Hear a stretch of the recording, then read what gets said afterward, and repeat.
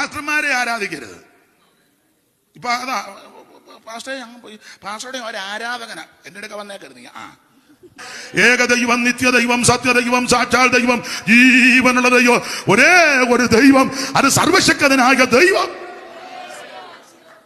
ദൈവത്തെ നമുക്ക് വേറെ ആരെ ആരാധിക്കരുത്, ദൈവത്തെ മാത്രമേ ആരാധിക്കാവൂ. വേണേ പറഞ്ഞോ പാസ്റ്ററെ സ്നേഹിക്കുന്നു, ബഹുമാനിക്കുന്നു, ദൈവദാസന്റെ ശുശ്രൂഷ ഇഷ്ടമാണ്, അതൊക്കെ പറഞ്ഞു.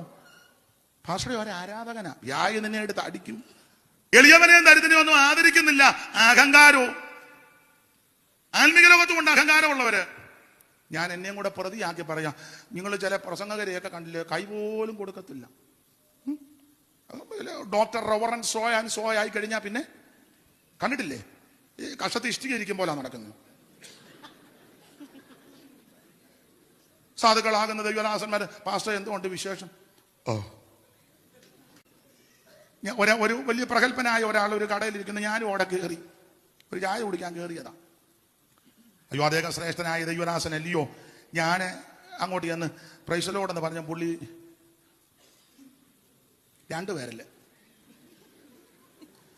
ആ കടയിലിരുന്നവരും കണ്ടു. എനിക്ക് അങ്ങ് ഒരു പ്രയാസവും തോന്നി. എന്നാ ചെയ്യാനാ? പിന്നെ ഞാൻ അങ്ങോട്ട് ചോദിച്ചിട്ട് പുള്ളിക്ക് സംസാരിക്കാൻ അങ്ങ് ഭയങ്കര ആളാ. ഞാൻ അപ്പുറത്ത് മേശയിൽ നിന്നൊരു ചായ കുടിച്ചപ്പോൾ വേറൊരാൾ വന്ന് പുള്ളിക്ക് കൈയുടെ പുള്ളി ഒരു വിരൽ കൊടുത്തു. അപ്പൊ എനിക്ക് മനസ്സിലായി പുള്ളിയെക്കാളും തൃപ്തി എനിക്ക് രണ്ട് തന്നല്ലോ, പുള്ളിക്ക് യമൻ ഒന്നേ കൊടുത്തു. അത് കഴിഞ്ഞ് വേറൊരാൾ വന്നപ്പോൾ പുള്ളി ഒന്നും കൊടുത്തില്ല. ഇത് ദൈവദാസന്മാർ തന്നെയാണോ എന്ന് സംശയിക്കേണ്ടിയിരിക്കുന്നു. അഹങ്കാരമൊന്നും പാടില്ല കേട്ടോ.